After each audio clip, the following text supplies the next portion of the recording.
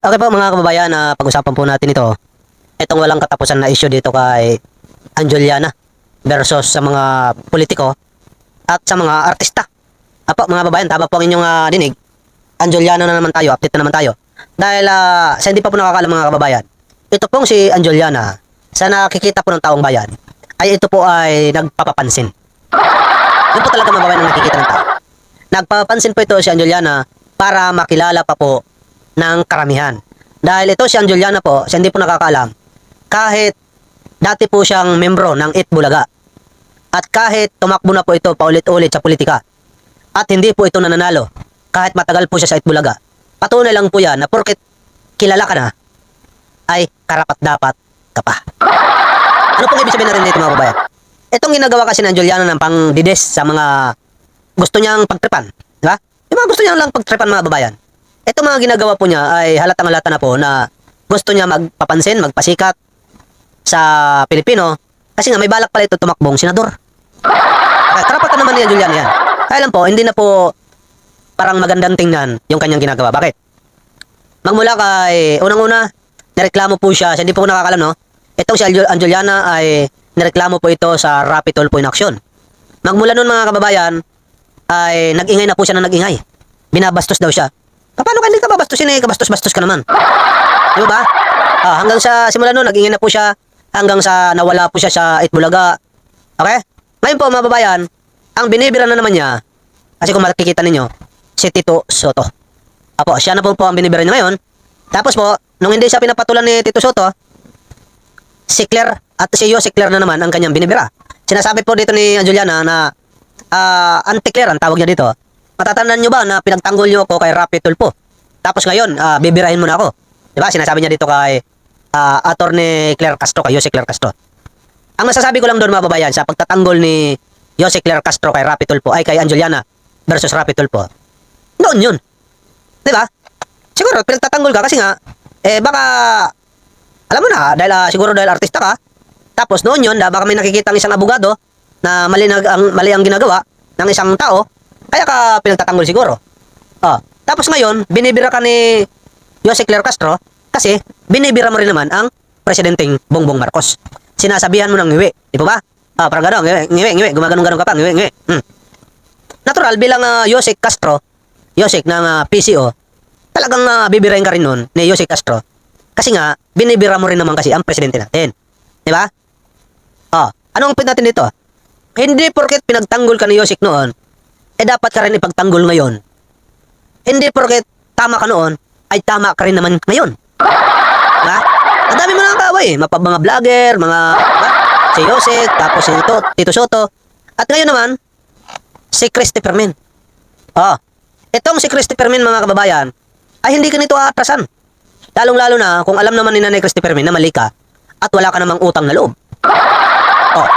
Anong gusto mo? Ipagtanggol ka ni Christopher Min? Kahit alam naman ang katotohanan ni Christopher Min na ikaw ay utangiro, ikaw ay walang utang na loob, tapos mukha ka pang tanga. Natural, hindi ka talaga ipagtatanggol ni Nanay Christopher Min. Kaya, bibirahin ka ng bibirahin dahil hindi ka rin naman tumitigil. Alright? Maliwanag po yun. Kasi kung sasabihin mo na, ceasefire muna, wala na muna. Paano yung mga nasabi mo nung una? Na hindi ka naman inaaway ni Tito Soto, na hindi ka nga pinapansin, tapos bira ka ng bira. Ang akala mo kasi, si Tito Soto ay walang magtatanggol sa kanya.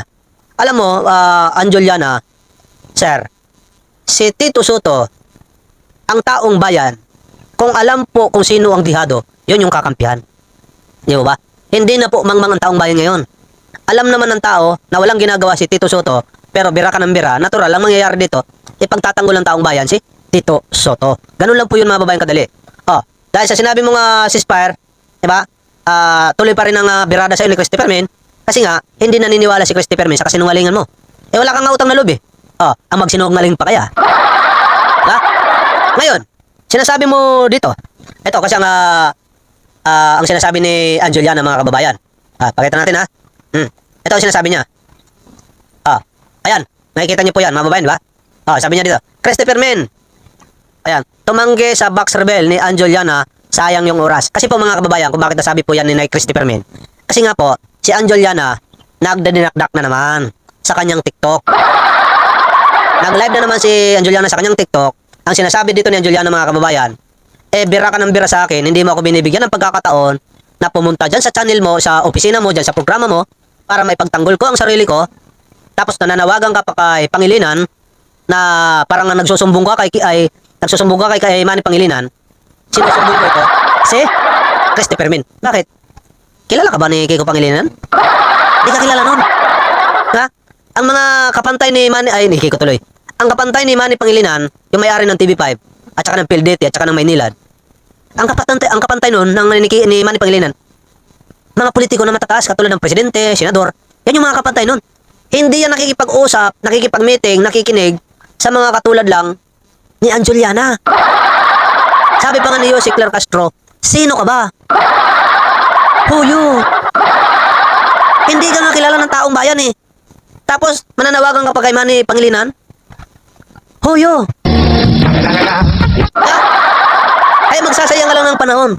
Kahit ano pa ang pagsusumbong mo dito kay Christopher Min na hindi ka binibigyan ng parang sinasabi mo dito na kailangan makinig sa'yo si Pangilinan para makapagpaliwanag ka sa programa ni Nanay Christopher Min para magamit mo ang kanyang programa para masiraan mo ang dapat siraan. Kaya ang sagot sa'yo ni Nanay Christopher Min, sabi niya dito, sayang ang oras kung papatulan ka pa at dadalhin ka pa dyan sa programa niya. Kasi hindi ka naman kilala. Bobo ka eh. Utak DDS ka, kaya ayaw ni Nanay Christopher Min ng ganyan. Diba? Kasi nga, mahina ka naman. Wala kang ginawa kundi manira. Diba? Wala kang ginawa kundi magpapansin. Diba? Para lang makilala. Makikilala ka nga sa masamang paraan naman. Hindi ka makikilala sa mabuting paraan. Kaya dapat lang, huwag ka talagang pansinin. Diba? Mapapansin ka lang dapat kung ikaw ay ididimanda na. At ganun lang yun. Kasi kung madidimanda ka, diyan ka lang yata titigil. Maubos pera mo dyan eh. Wala ka na nga trabaho. Wala ka ng trabaho, tapos maubos pa pera mo ka dahil sa kadidimanda sa'yo. Hindi, iyak ka. Di ba? Yun lang yun mga babayan. Kaya, sa mga politiko, tamang ginagawa dito ni Tito Soto, huwag ka nang pansinin. Dahil, wala ka namang magandang sinasabi.